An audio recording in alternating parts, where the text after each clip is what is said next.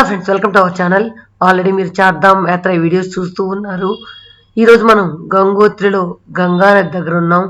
So దీని ముందు videos అన్ని మీరు చూడాలనుకుంటే ఆ కమెంట్ బాక్స్లో అన్ని వీడియోస్ సంబంధించిన లింక్స్ ఇస్తాను. దాని ద్వారా మీరు మిగతా వీడియోస్ కూడా చూడొచ్చు. ఇక్కడ ఏంటంటే గంగా నదిలో స్నానం చేసిన తర్వాత చాలామంది ఆ పిండాలు పెట్టే వాళ్ళందరూ కూడా అక్కడ పెద్దవాళ్లకు పిండాలు పెట్టుకుంటారు. పెట్టేసిన తర్వాత ఇప్పుడు మనం వెళ్తూ ఉన్నాం ఆ గంగోత్రిని దర్శనం చేసుకోవడానికి. రండి.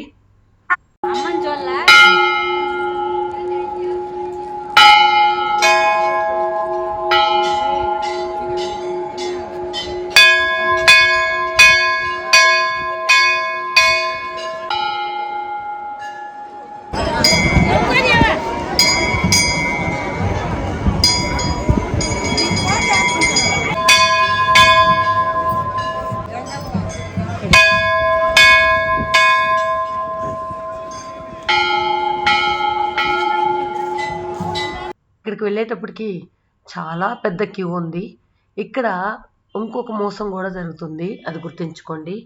నార్మల్గా మనం యాజ్ యూజువల్ చెప్పేటట్లు రిజిస్ట్రేషన్ కావాలని చెప్పాను కదా. సో ఎంట్రన్స్లో రిజిస్ట్రేషన్ చేసుకున్న తర్వాత రిజిస్ట్రేషన్ కాపీ చూపించిన తర్వాత నేను హార్డ్ కాపీ కూడా తీసుకెళ్ళాను, సాఫ్ట్ కాపీ కూడా ఉండింది.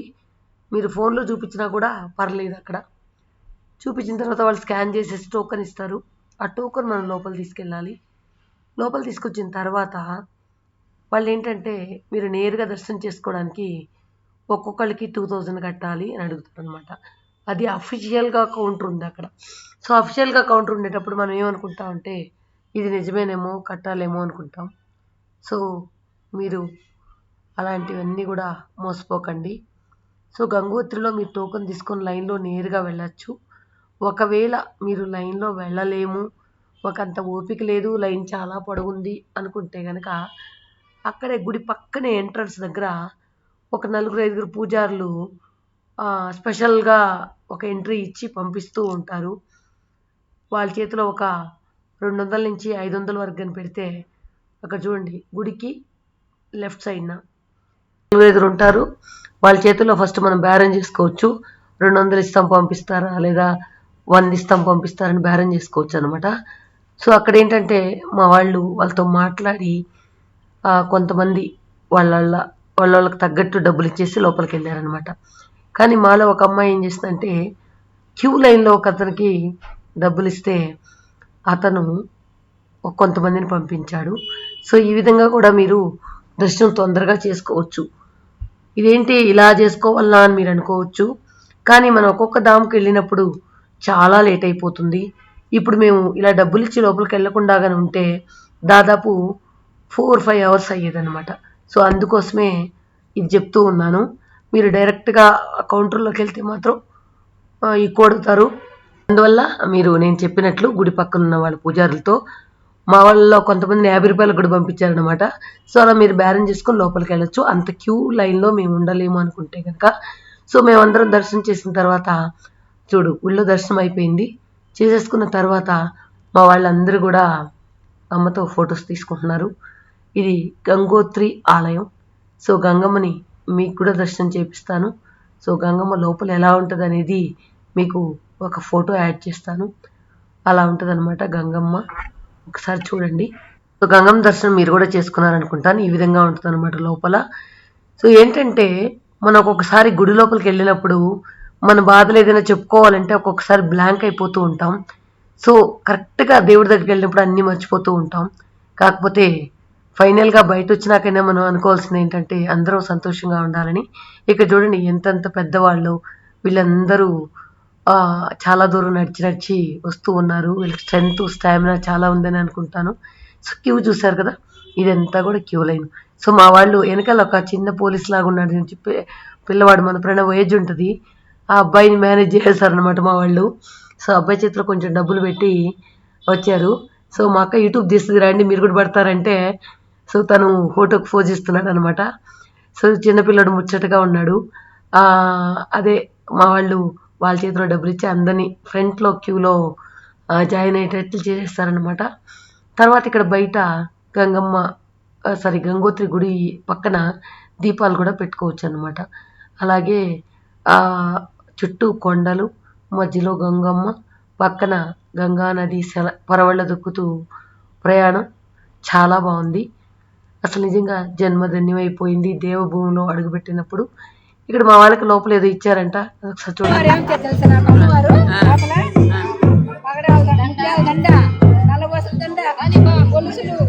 గాజులు, తిలకము, పసుపు, కుంకుమ, స్టిక్కరు, కాటుక, నెయిల్ పాలిష్ నాకు అమ్మవారు ఇచ్చారు.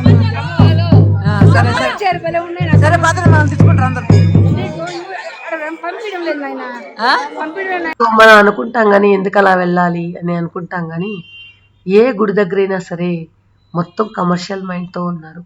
డబ్బులు ఇస్తే కానీ దర్శనం జరగదు, అలా ఉంటుంది. ఇక ఫ్రీ దర్శనం అంటారా, చాలాసేపు మనకు లేట్ అయిపోద్ది. కొండల్లో మనం ప్రయాణం చేయాలంటే మనం ఎక్కువగా నైట్ జర్నీ చేయలేం కాబట్టి తొందరగా ఏదో ఒకటి డబ్బులు ఇచ్చినా సరే దర్శనం చేసుకోవాల్సిన పరిస్థితి అయితే ఉంది. ఇక్కడ చూడండి, పైనుంచి మంచు కొండలు కరిగి నీళ్లు కారుతూ ఉంది. ఈ నీళ్లు మాత్రం చాలా స్పష్టంగా క్రిస్టల్ క్లియర్గా ఉన్నాయి. ఇక్కడ మేము తాగేందుకు నీళ్ళు కూడా పట్టుకున్నాం. సో చాలా టేస్ట్గా ఉన్నాయన్నమాట. మినరల్ వాటర్ కూడా వేస్ట్ అలా ఉన్నాయన్నమాట. సో అందరూ రిటర్న్ అయిపోయాం.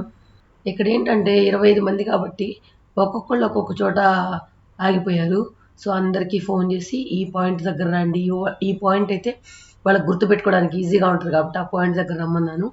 సో ఏంటంటే ఎక్కువ మంది మెంబర్స్ అయినప్పుడు ఏంటంటే సో అందరినీ ఒకే చోట ఉండి హ్యాండిల్ చేయడం కష్టం. కాకపోతే లక్కీగా మా వాళ్ళ దగ్గర కొంచెం ఫోన్లు ఉన్నాయి కాబట్టి ఈజీగా ట్రేస్ చేయగలిగాం. ఒకవేళ తప్పిపోయినా కూడా అదే చెప్తూ ఉంటాను, ఒక 4-5 బ్యాచ్లుగా డివైడ్ చేసేసి వాళ్ళ ఊరు వాళ్ళని చూసుకోవాలి. సో అందరూ ఒకరినొకరు చూసుకుంటూ రావాలి. ఎందుకంటే తప్పు అయితే మళ్ళీ లేట్ అయిపోతుంది, మళ్ళీ మనకు జర్నీ లేట్ అయిపోతుంది అని చెప్పి చెప్పడం జరిగింది. కానీ ఒక్కొక్క చోట్ల ఇబ్బంది పడ్డాం.